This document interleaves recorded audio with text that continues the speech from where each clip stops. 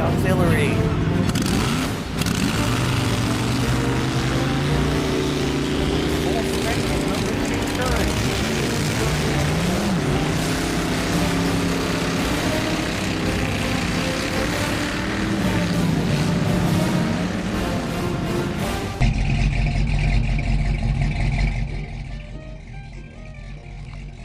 He looked at his wife with shocked astonishment. She seemed grossly unfamiliar, like a strange woman who had yelled at him in a crowd. Walter Mitty drove on towards Waterbury in silence. The roar of the SN-202 through the worst storm in 20 years of Navy flying faded away.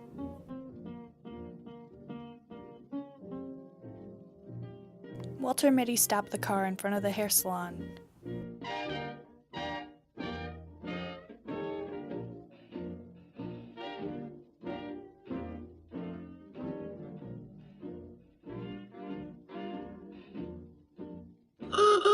Hey, brother, pick it up. Green light.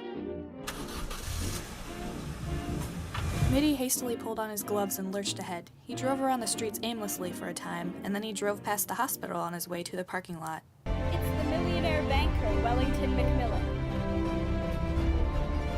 Dr. Renshaw and Dr. Benbow, but we had a specialist fly over from London, Dr. Pritchard.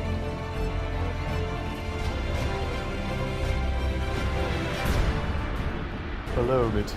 Having the devil's own time with Macmillan, a millionaire banker and first person of many Roosevelt. Obstruosis of the ductal tract, tertiary. We should take a look at him. I've read your book on streptochronicosis. A brilliant performance, sir.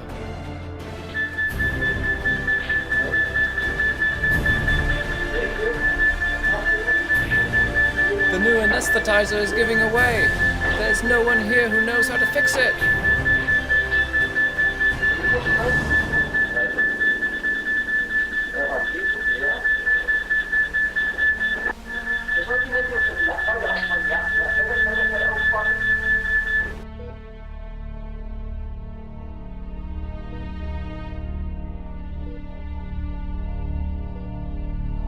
Coreopsis is set in.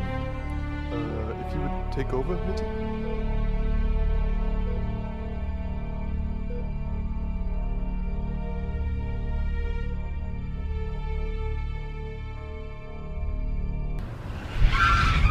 Wrong lane, Mac.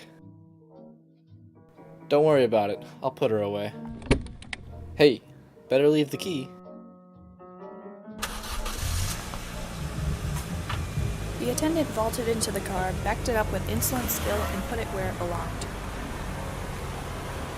They're so damn cocky. They think they know everything. Once I tried to take my chains off outside New Milford and got them wound around the axles. A man had to come out in a tow truck and unwind them. A young, grinning garageman. Since then, Mrs. Mitty always makes me drive to a garage to have the chains taken off. Next time, I'll wear my right arm in a sling and they'll say I couldn't possibly take the chains off myself. And he began looking for a shoe store. When he came out into the street again with the boots and a box under his arm, Walter Mitty began to wonder what other thing his wife had told him to get. She told me twice before we set out from our house to town. I hate these weekly trips to town. I'm always getting something wrong. Kleenex, Camels, razor blades? No. Toothbrush, toothpaste, mouthwash, Band-Aids? I give up. But she would remember it. Where's the what's-its-name? She would ask. Don't tell me you forgot the what's-its-name. Waterbury trial, front page, read all about it. Perhaps this will refresh your memory.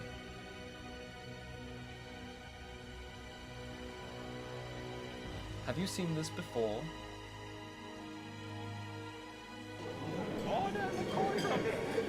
You're a crack shot with any sort of firearms, I believe. Objection! We have shown that the defendant could not have fired the shot.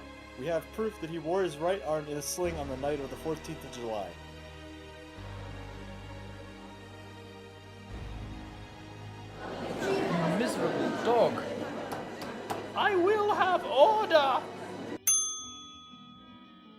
Mitty stopped walking, and the buildings of Waterbury rose up out of the misty courtroom and surrounded him again.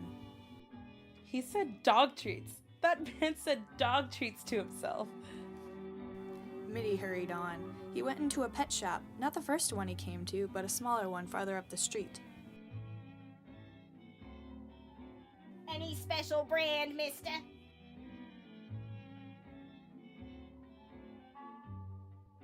My wife will be done at the hairdresser's in 15 minutes. Unless they have trouble drying it. Sometimes they have trouble drying it. She doesn't like to go to the hotel first. She would want me to be there waiting for her as usual.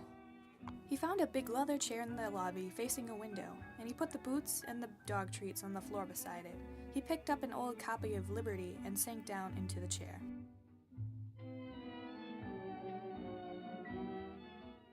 The explosions have riled up in young Ryan, sir.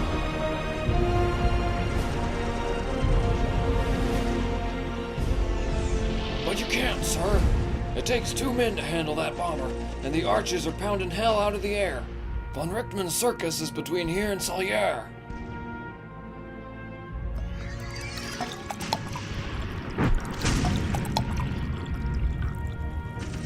The enemy is closing in.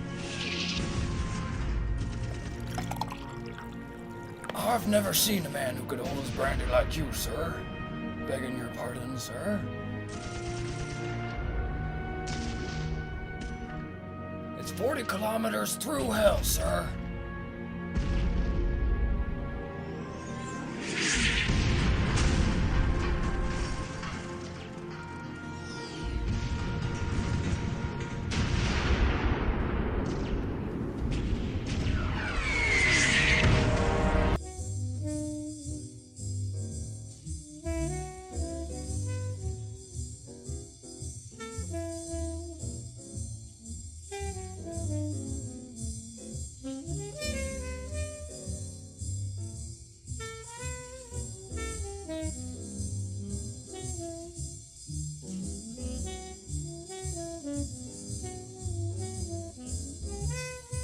They went out through the revolving doors that made a faintly derisive whistling sound when he pushed on them. They walked a ways to the parking lot.